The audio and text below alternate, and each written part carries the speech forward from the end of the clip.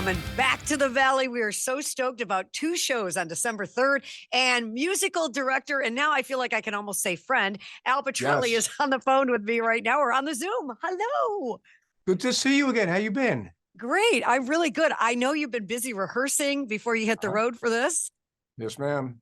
This This is my rehearsal get up, and it's freezing in Omaha, Nebraska. So I can't wait to get to Phoenix, walk off the bus. Nice 82 degrees, please, give or take. Okay, we can do that for you. A lot of sunshine too. Yes, thank you. So the shows again are 3 and 7:30 for the Valley at Footprint Center. But when we've spoken in the past, I've asked you to describe it, and I think I need to do that again because if anyone has not seen the show, how do you exactly paint a picture?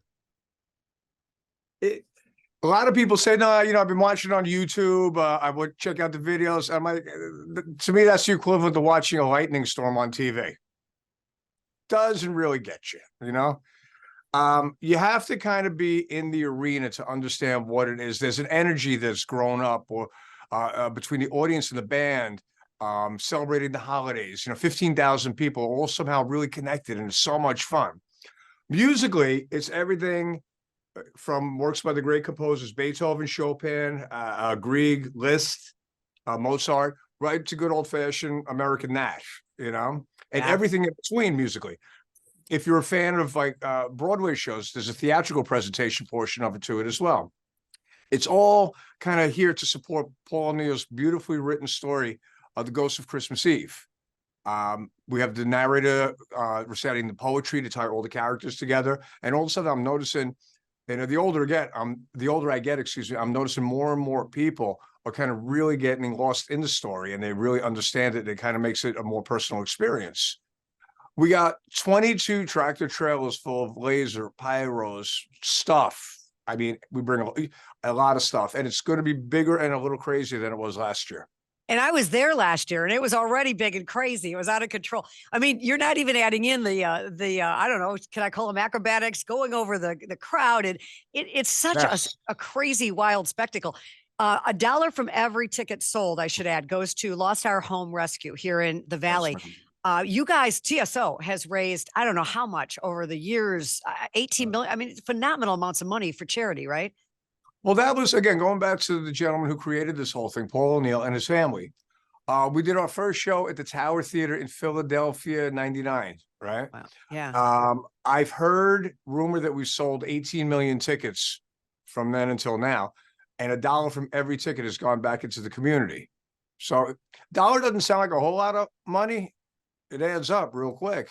Well, I did the check presentation last year. I was on stage to present, and it was phenomenal. I don't know how much we totally raised, but I do remember that 2 of the players were on the other side of the stage as I was with the charity representative, and there was kind of a rush. It was pretty cool, just even being on the stage and feeling the energy. It was really cool. Yeah, it is a lot of fun. Listen, I'm just proud to be part of an organization that cares and doesn't talk about doing something. They actually have implemented this.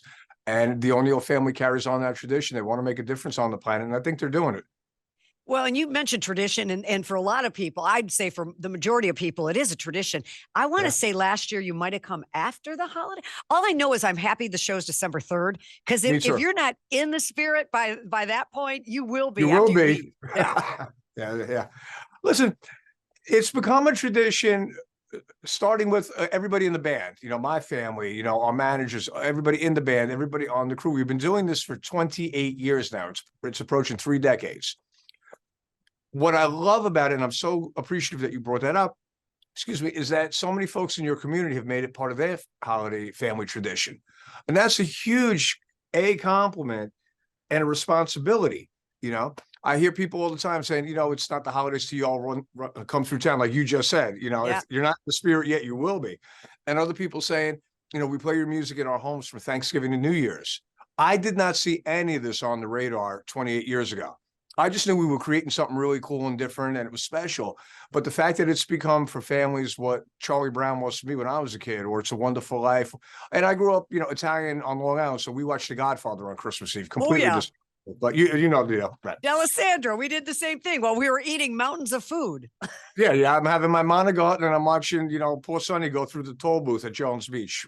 Not Christmassy, but whatever. Anyway, but This has become that for so many folks. And the ones that come back year after year, I affectionately refer to them as the repeat offenders, you know, and they love this thing.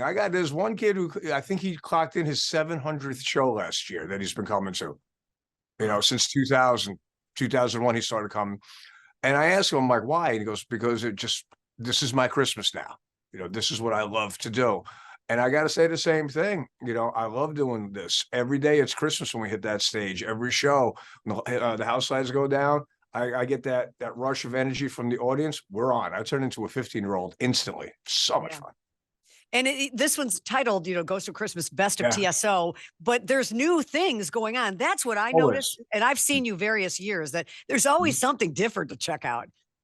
Well, again, traditionally, people love the story. You know, they like that hour or so of connecting with the story and understanding, you know, the basic theme is missing someone, you know, but our job is also to create a different front of the show and a completely different back of the show. Because what will never happen, I should say what'll break my heart, is if one of the repeat offenders said, you know, dude, it was better last year, not on my watch, you know. So I always want to surprise people. The production is different. The look of the show is different. We're doing songs we haven't done in 20 years for the first, you know, sometimes some of the songs we've never done.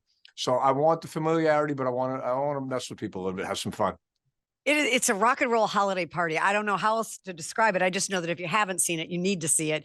And of course, KSLX has given some tickets away, but they're also on sale right now for both shows, the 3 and the 7:30 show at the Footprint Center on the 3rd of December.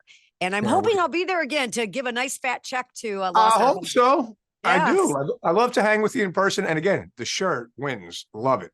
Hey, you have a good one. You have a safe travels to get to us. You have stay safe, and I'll see you in, what do we got? 3 weeks. That's it. Wow. I can't wait. I better start Christmas shopping. Bye. Thank you, honey. Next time. Thank you.